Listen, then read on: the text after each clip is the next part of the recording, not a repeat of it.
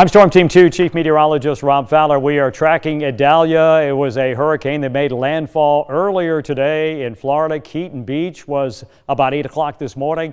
Now the center of the storm is moving through Georgia and potentially heading into South Carolina. And what that means for us, and we've already seen this, we've seen those rain bands come on shore with rotation. Tornado warnings have been issued, potentially a confirmed tornado earlier this afternoon as well. We just talked about that live on the air. And now we await the tide that's going to be coming in. That's going to be about 8:30 tonight or so. And that could be one of those what we call king tides, one of the higher tides that we typically see. And again, that's something we'll be watching very closely. Let's take a look at what's going on the maps as we take a look at Somerville. Somerville, we got raindrops on top of you. You also were in some of those warned areas earlier, and we've been keeping watch over on the beaches. This is Edisto Beach, very murky out there. Earlier, we did see some folks out there, but not so much now. But the tide is coming in, so the water levels will certainly be expanded quite a bit. Here are the tropical alerts. We continue to see tropical storm warnings and as well as hurricane watches.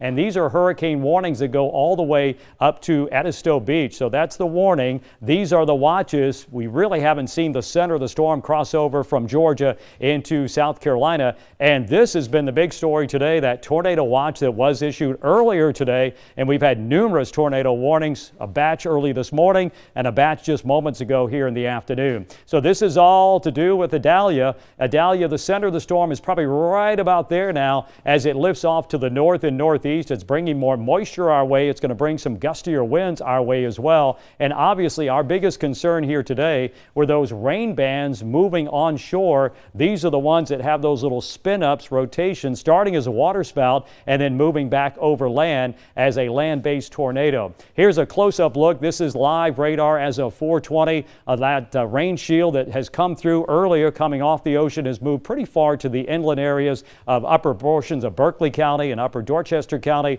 Again, this is very heavy rain for the most part. These were areas, some of these that were warned in those tornado warning areas, but there are no more tornado warnings in play. And then I'll be watching what's going on right out there because that's actually closer to the center of Idalia. And as we see that little circulation there, that'll be moving into South Carolina. And with that, potentially could come some more showers and thunderstorms. You see those working in, excuse me, across Charleston County all the way up into Georgetown County. That's something we've got to keep a close eye on. But in the immediate Charleston area where we did see those warnings earlier, things have really much improved, except up in the Isle of Palms area. Again, we're going to get some scattered showers and thunderstorms for you. So this is the way it looks on radar or reflectivity. As far as the latest on Idalia, we're going to get that information to you because we've got a new information coming up, a big package at 5 o'clock with a new track. The big question is, how long does it stay a hurricane? How quickly does it weaken and wind down? These are the rainfall totals already. And when you look at our legend, you see a lot of yellow there. We're talking 2 to 4 inches of rain already, and we're not really quite done yet. Pick out a few regions down in the southern portions of Charleston County and Colleton County.